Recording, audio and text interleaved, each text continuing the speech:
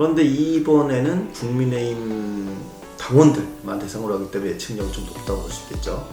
그래서 당신은 뭐 어느 당원입니까? 뭐 민주당, 뭐 정의당 이렇게 묻고 국민의힘 당원이라고 했을 경우에는 그 설문을 진행하고 다른 당원일 경우에는 그럴 경우에는 당원이 아니거나 할 경우에는 아예 거기서 조사가 정기현 후보가 44%로 1위였고 천하람 후보가 25%로 그 뒤를 쫓았습니다. 그리고 과거에 이제 김기현 후보와 엎치락뒤치락했던 뭐 1위도 했었던 안철수 후보가 17%로 3위였고 황교안 후보는 12%를 차지했습니다.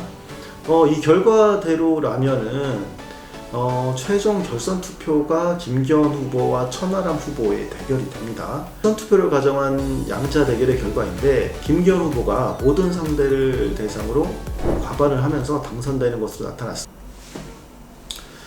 안녕하세요. 여론교사 이경락입니다. 이 시간에도 몇 차례 다뤘었는데요. 곧 국민의힘 전당대회가 열리고 당대표 선거가 실시가 됩니다. 이 앞에 서서 여론조사 결과들도 이제 계속 발표가 되고 있는데요. 최근 여론조사 결과와 더불어서 그 추이 살펴보도록 하겠습니다. 어제 제가 그 고성국 TV에 출연을 해가지고 이 여론조사와 관련된 내용을 발표를 하기도 했었습니다.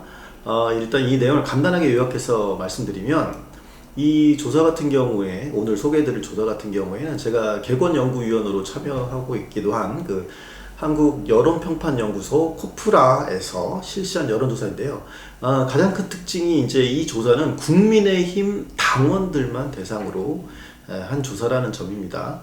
아시다시피 이번 선거는 국민의힘 책임당원들만 참여하는 선거인데요. 그렇기 때문에 전 국민을 대상으로 한 조사, 그 중에서도 또 일부 국민의힘 지지자만 모아가지고 뭐 400명 수준에서 이렇게 결과를 내는 통계는 조금 예측력이 떨어진다고 볼 수가 있습니다. 그래서 보시면 아시겠지만 조사마다 좀 격차가 벌어지거든요. 그런데 이번에는 국민의힘 당원들만 대상으로 하기 때문에 예측력이 좀 높다고 볼 수 있겠죠.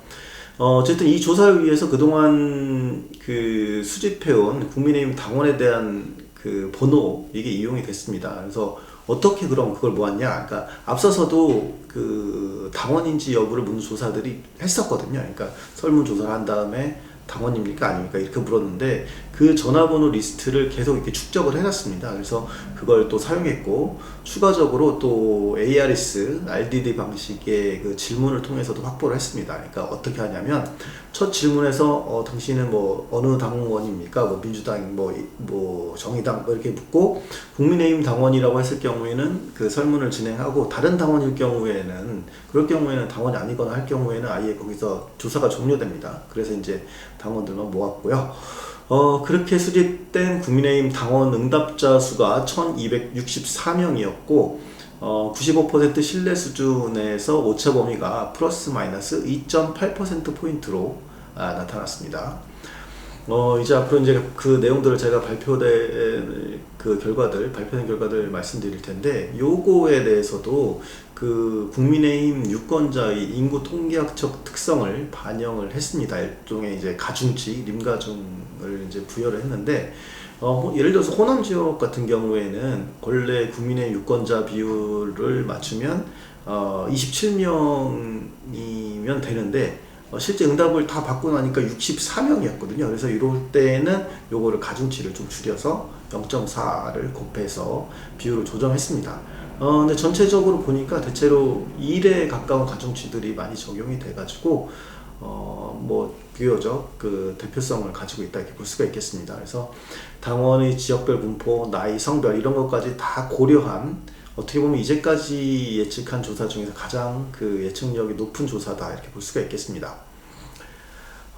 이제 그 결과들에 대해서 말씀드리죠. 일단 4인 다자 대결, 누가 당대표로 가장 적합한가 묻는 이런 질문에서 김기현 후보가 44%로 1위였고 천하람 후보가 25%로 그 뒤를 쫓았습니다. 그리고 과거에 이제 김기현 후보와 엎치락뒤치락했던 계속 뭐 1위도 했었던 안철수 후보가 17%로 3위였고 황교안 후보는 12%를 차지했습니다. 아까 2위가 천하람 후보가 된 거, 이거 굉장히 큰 이변이라고 볼 수가 있는데요. 대체로 이준석 전 대표의 우호적인 당원 비율이 어느 정도 되는가, 그런 것들을 간접적으로 보여주는 것이 아닌가, 이렇게 생각됩니다.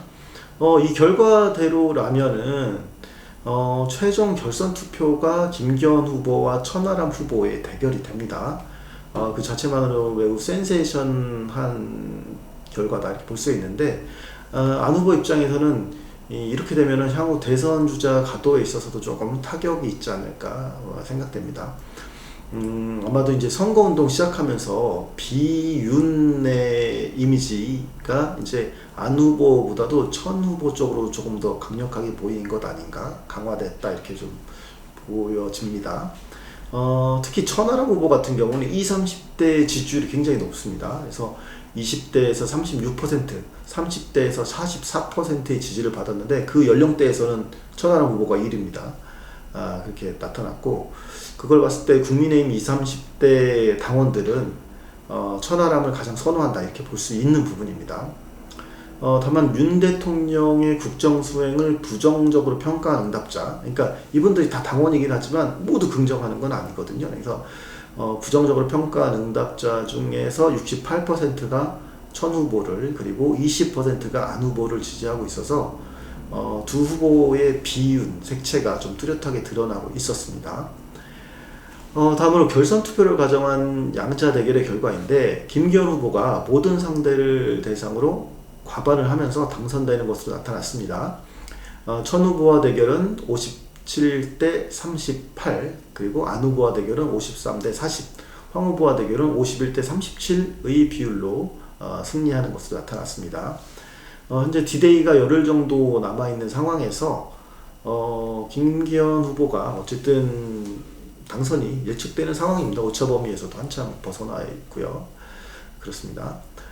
한편 그 최고위원에 대한 설문도 있었는데요. 최고위원의 경우 책임동원당 2표를 그 선거에서 사용할 수가 있습니다. 던질 수가 있는데, 이런 부분을 감안해서 살펴봤습니다.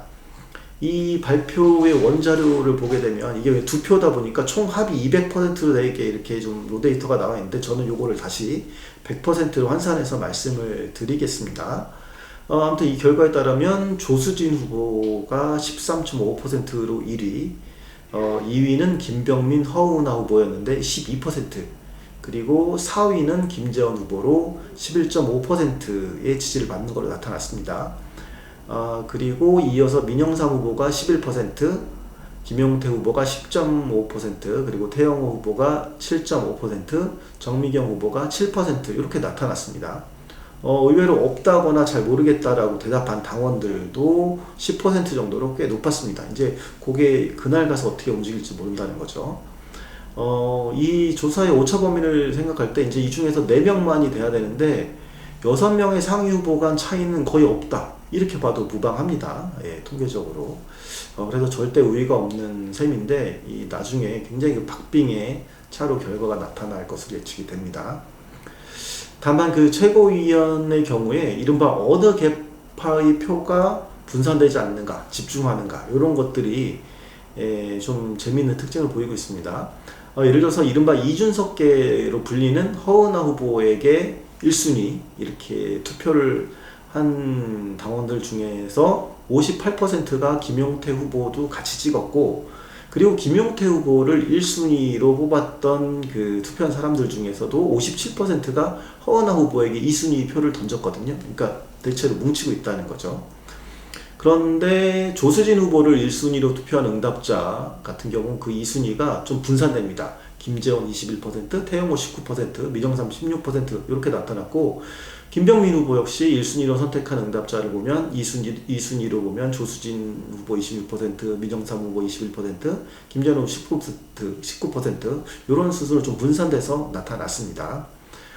말씀드린 대로 선출직 최고위원 중에서 청년목 빼고서 4명이 여기서 나와야 되는데, 현재와 같은 박빙 구도라면 그 이른바 이준석계라고 불리는 그쪽에서 2자리를 가져갈 확률도 높다, 이렇게 평가할 수 있겠습니다.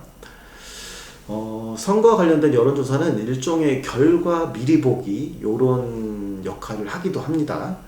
현재까지 국민의힘 당원들의 선택을 알아봤는데, 뭐 제가 어떻게 보이냐라고 이제 직접 묻는다면, 대사에는 큰 변화가 없을 것이다. 김기현 대표가 되는 데는 큰 변화가 없을 것이다. 이렇게 예상은 되지만, 여러 가지 부수적인 이슈들이 있습니다.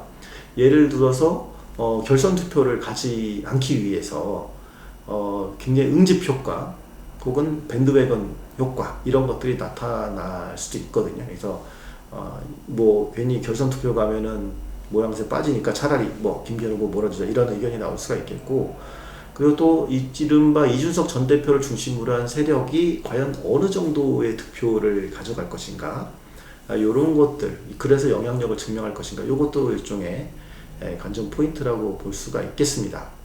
이게 왜 중요하냐면, 여기서 이제 단순히 이제 선거하고 결과에 끝나는 게 아니라, 앞으로 그 여당뿐만 아니라 정당 그 정치 지형도에 좀 굉장히 큰 영향을 미칠 수 있기 때문에, 앞으로 일주일 동안 그 국민 여러분들도 당원이 아니시더라도 흥미롭게 지켜볼 수 있는 그런 지점이 아닌가 싶습니다.